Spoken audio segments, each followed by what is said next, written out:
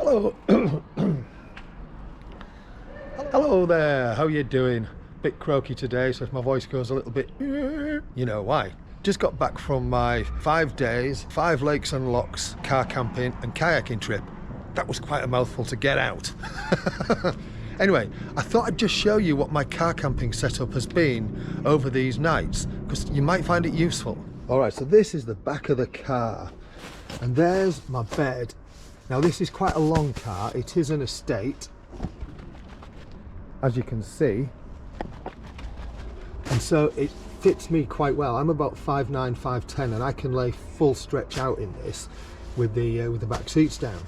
And what I had on top of the bed was, this is the One Tigress down blanket. Been using this more recently than the Zephyr back for no other reason than I bought it, so I thought I'd use it. Then I had my knitted sleeping bag.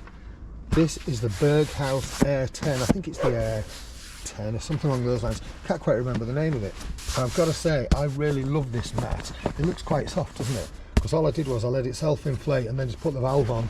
But with my weight on it, it's so comfortable. This is just a bit of old bedding, just to cover that really and add a bit of comfort. And as you can see, there you go, that's the bed. Now here, what we've got, this is my Bergen, 100 litre deployment Bergen ex-army, full of gear.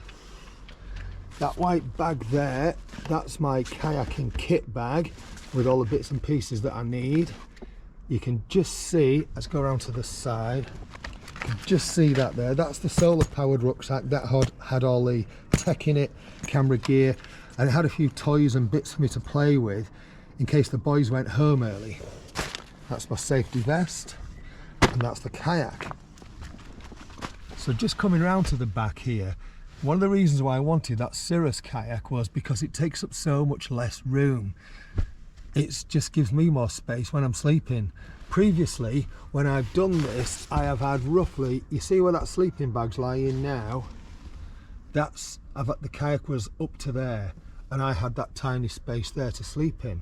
So it's been a lot more comfortable this trip using that Aquaglide Cirrus. So that was my setup there in the back. But what about food, Carl, I hear you ask? What about food? Well, I actually had that in the footwell, and I've taken it out now. So by the magic of previous footage, that's what I actually had in the car.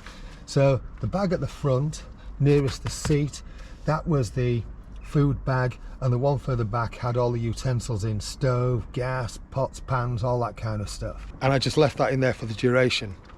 And that's it. What do you think? There is something I've forgotten to mention. I had my radio in the car too, just in case I needed it, as I say, in case the boys went home and I got bored. And then I also had my CG Tech electric power station, and I used that for charging the camera batteries. And I could have used it for charging the walkie-talkies too, but we didn't actually need to. However, the camera batteries do require something more than a power bank to charge them, so that is quite useful for that. Toilet roll, always essential. Yeah, as I say, that's it. What do you think? Let me know in the comments if there's anything that you would have done slightly differently. One of the things I didn't mention is I do have some cargo netting up here, and that's where I just store a few bits and pieces, have lights hung from it, that kind of stuff. Yeah, as I say, if there's anything you'd do differently, let me know in the comments. Thank you so much for watching. You take care of yourself. Cheerio.